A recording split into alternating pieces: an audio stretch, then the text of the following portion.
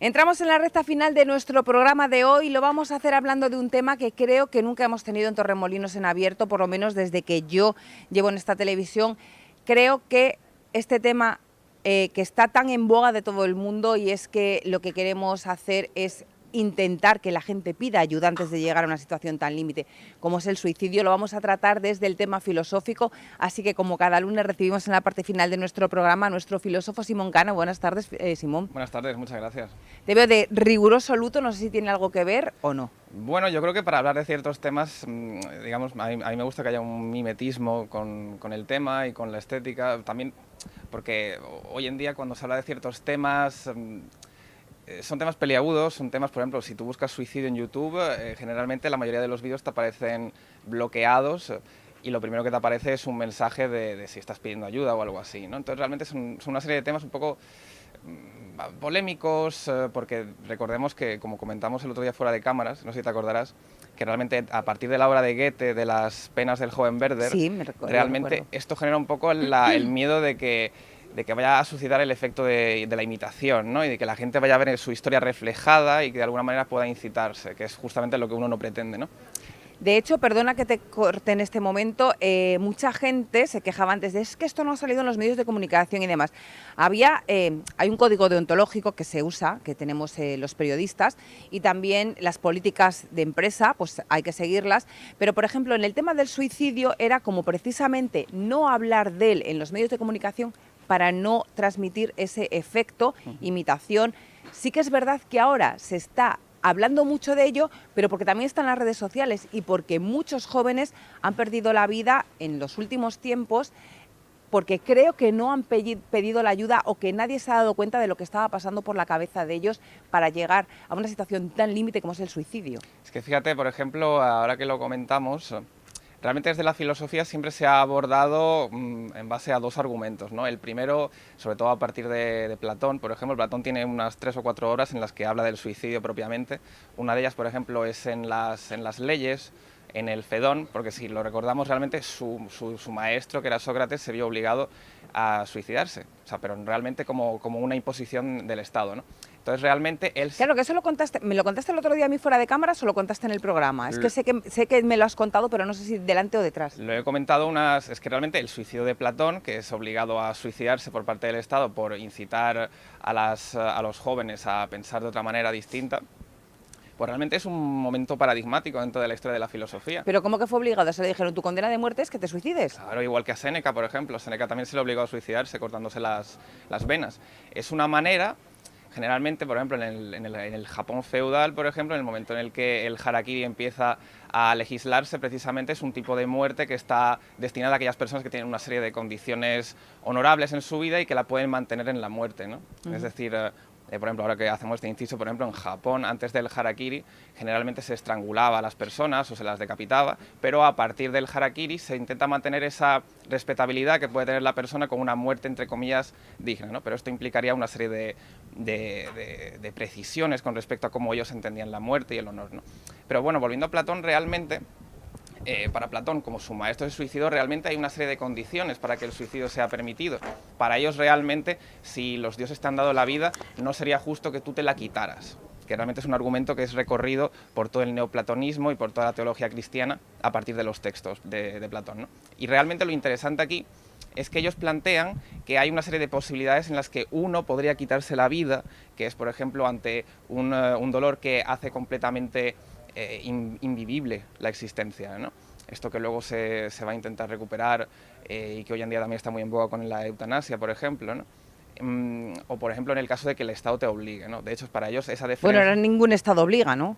Ahora mismo ningún Estado obliga, pero realmente hay que entender que nuestra ontología del yo, nuestra percepción de la salud, nuestra percepción de la identidad influye mucho a la hora de entender cómo otras culturas han entendido el suicidio o han entendido la vida, ¿no? De hecho, en antropología, por ejemplo, hay un autor que es Timothy Hill, que él plantea realmente un análisis de cómo se entendía el suicidio en la antigua Roma y cómo lo entendemos ahora. Realmente es incompatible la manera que tenemos de entenderlo porque utilizamos categorías distintas. Nuestra subjetividad, que realmente es un yo cartesiano, una especie de centro neurálgico de toda nuestra acción y pensamiento moral, no es compatible con el yo que tenían los romanos realmente. Esa incompatibilidad es la que permite acercarnos a otras culturas e intentar no juzgarlas realmente, porque si en el momento en el que analizamos algo bajo los preceptos que tenemos actualmente, perdemos realmente ese espíritu genuino que tiene el interactuar con una cultura. Entonces realmente Platón, por ejemplo, en sus leyes, en el libro 9 de las leyes, por ejemplo, habla precisamente de aquel que corta voluntariamente los hilos de su vida, ¿no? Y habla de eso como realmente como el homicidio más cruel realmente, porque está atentando contra su propia vida. Ahora bien, también es cierto que hay otros filósofos que han intentado desvincular esto de que si Dios te ha dado a ti la vida, tú no te la puedes quitar, ¿no? Que realmente es una condición que está muy presente, por ejemplo, tanto en las religiones mahometanas, por ejemplo, en el Corán aparece esto realmente de que si tú tienes que morir en un momento determinado, no tienes derecho ni a adelantar ni a retrasar esa fecha, ¿no?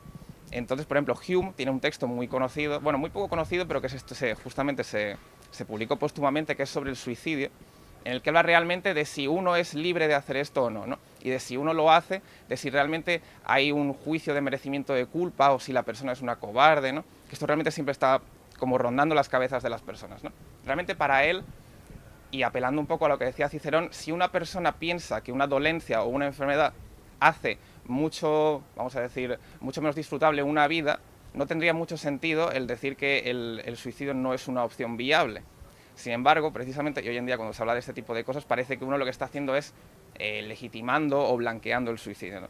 Realmente lo que intenta hacer es limpiar las consideraciones relacionadas con la cobardía, asociadas al suicidio, y entenderlo como un acto de expresión humana, que en el caso de Hume, por ejemplo, él pensaba que Dios no era capaz de suicidarse y que por eso nos había a nosotros legado esa capacidad de hacerlo, ¿no?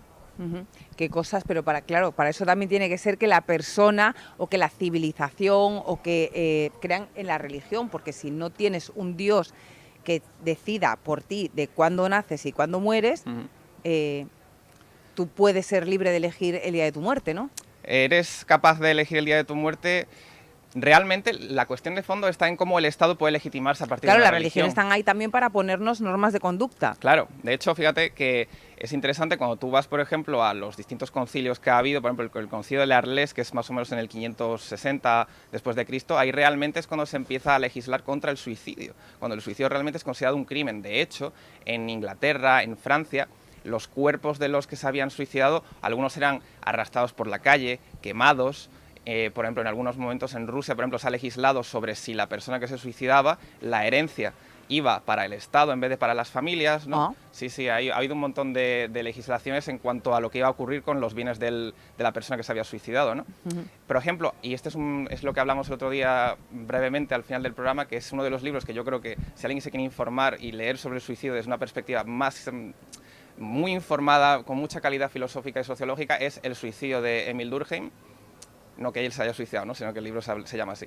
Y realmente ahí expone los motivos por los cuales, con unas estadísticas increíbles para la época, es decir, de suicidios categorizados por parejas, solteros, divorciados, casados, ¿no? Siempre mostrando este interesante desfase entre el número de varones que se suicidan y el número de mujeres, ¿no? Que en algunos momentos las cifras son bastante dispares. Y él, pues, precisamente postula que yo no puedo entender... ¿Y cuáles serán más? Los hombres. Los hombres se suicidan bastante más que las ¿Sí? mujeres. Sí. Desde las cifras que aporta, por ejemplo, de Sajonia y de Prusia a finales del siglo XIX, Durkheim dice, bueno, y lo dicen sus estadísticas, que cuadruplicaban las cifras en algunos casos, sobre todo en los divorciados. Ajá. Sí, porque el divorcio también trae una nueva serie de consecuencias, es decir, como lo hablamos la última vez, hay una falta de referentes sobre cómo actuar, la soledad que va acompasada a eso, y el no saber realmente cómo actuar porque no hay una especie de punto de anclaje sobre el cual desarrollar tu existencia a partir de ahí, ¿no? Entonces, el suicidio para Emil Durkheim no se puede explicar, sobre todo el suicidio colectivo, es decir, hay este incremento de cifras que incluso hoy podríamos ver, que es verdad que se están incrementando y que cada año son mayores que el anterior. Realmente para él es representativo de un estado del alma colectiva. Es decir, no es que la gente empiece a desarrollar trastornos psicológicos y por eso haya una tendencia mayor al suicidio, porque él compara países donde realmente hay una gran cantidad de enfermedades mentales y en esos países no aumenta la tasa de suicidio, ¿no? Entonces realmente lo que él dice es que hay un cambio de valores y que ese cambio de valores no va acompasado con una configuración de la identidad de cada uno, ¿no? Es decir, de que nosotros no somos capaces de regular nuestras expectativas con respecto a esos nuevos cambios que están ocurriendo, ¿no? Por ejemplo, él dice que esto ocurre sobre todo en las sociedades y se ve muy bien cuando hay algún tipo de desfase económico, crisis económica, financiera, en la cual las personas que estaban acostumbradas a tener mucho, de repente tienen que rebajar esas expectativas y mucha gente no es capaz de reconfigurar eso correctamente, ¿no? Pasó en la crisis del 2008 con los constructores. Exactamente, o el famoso crack del 29 de la gente saltando de los edificios. Realmente lo interesante aquí es esto que él plantea, En ¿no? el lunes negro también, de Wall Street. Exactamente. Pero no, en el del 80 y pico también, creo. Sí, el segundo. Es que realmente cuando nosotros nos planteamos el hecho de por qué la gente se suicida, realmente el abordaje se tiene que realizar desde un alejamiento un poco de esta concepción clínica y patológica. Es decir, si nosotros asumimos que una persona se está suicidando porque tiene algún tipo de trastorno mental, el problema realmente es que no nos permite ver las causas, cómo comparece su nivel social, cultural, ese tipo de, vamos a decir, causas diferenciales que realmente pueden explicarnos un poco mejor lo que está ocurriendo. Por ejemplo, el Durkheim en su libro habla realmente de cómo puede ser y qué posibilidades hay de explicarla realmente, por qué las tasas de suicidio son mucho más bajas en los países más pobres que en los ricos. Es decir, y él utiliza la tesis de que realmente al tener más regulada la capacidad de expectativas con respecto a su nivel de vida o sus exigencias en la existencia, realmente pues ellos lo tienen de una manera distinta, ¿no? Pero, por ejemplo, fíjate que en psicología hay muchas teorías sobre por qué la persona se acaba suicidando, ¿no? Una de las que está muy en boga desde hace unos 10, 15 años es la teoría interpersonal del suicidio, que se basa realmente en que la persona tiene un dolor mental. O sea, es muy interesante esta noción, ¿no? La de dolor mental, que me parece que la trae a colación Thomas Janier, que es un psicólogo bastante interesante, y plantea esto. Realmente nosotros, o el que se suicida, tiene un dolor mental que trata de representar una falta, una evidente insatisfacción con respecto a la necesidad de un estado mental que no se está cumpliendo, ¿no? Entonces, realmente, el antropólogo o el filósofo, cuando aborda el tema del suicidio, generalmente lo hace desde esta concepción histórica en la cual el suicidio ha sido mal visto por las religiones y por gran parte de la filosofía, pero que, sin embargo, también ha intentado luchar argumentativamente por desvincularlo de vamos a decir, asociarlo al libre albedrío, asociarlo a desconsiderarlo de sus, vamos a decir, categorizaciones más estigmáticas, ¿no? Es decir, por ejemplo, si asumimos que una persona que se está suicidando es una cobarde, es igual de, vamos a decir, de fácil que asociarlo a que hay un trastorno patológico detrás, ¿no? Y en cualquiera de estos casos realmente no entendemos socialmente por qué está habiendo este incremento. De hecho, realmente lo que nos motivó un poco para hablar del programa y que lo sugeriste tú fue el aumento de suicidios en personas menores de 15 años, ¿no?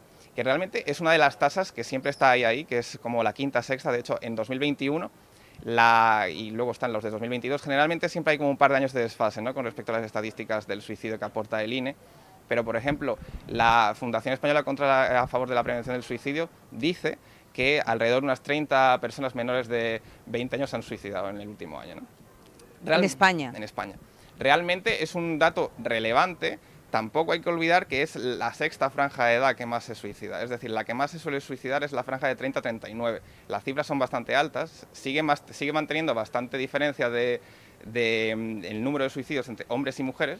Es decir, siempre suele oscilar entre, pues por ejemplo, creo que hombres son alrededor de 400, 300 y pico y las mujeres son alrededor de los 80.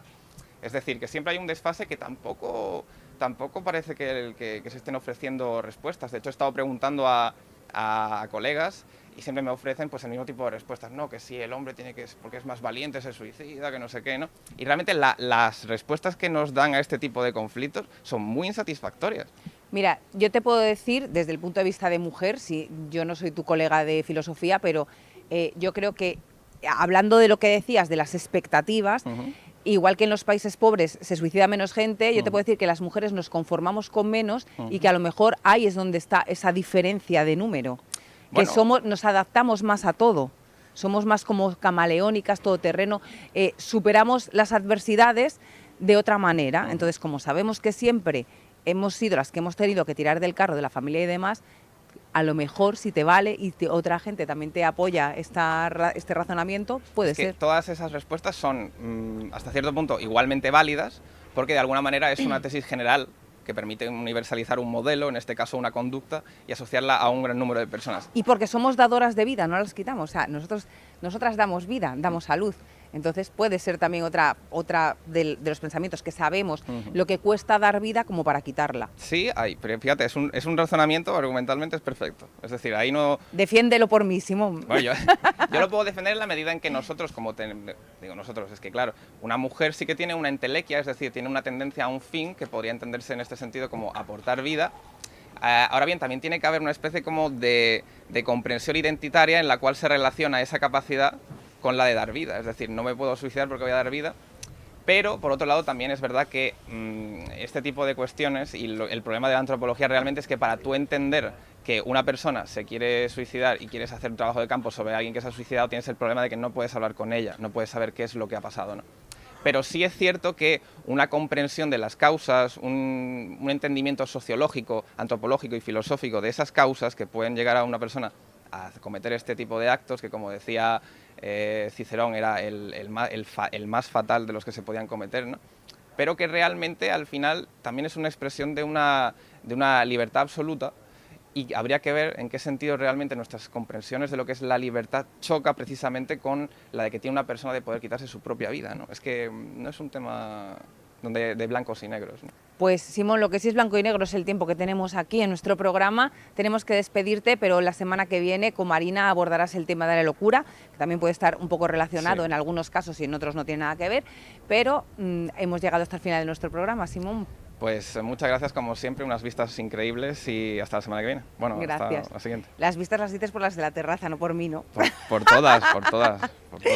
Para quitarle un poco de hierro al asunto, el otro día me dijo una psicóloga cómo se llamaba esto de meter una gracia en un asunto así peliagudo, no me acuerdo cómo se llama esto de meter las gracias donde no van, pero bueno, Simón, nos vemos la semana, bueno, te ves con Marina la semana que viene y yo te veo dentro de unas semanitas. Muchas gracias. Adiós.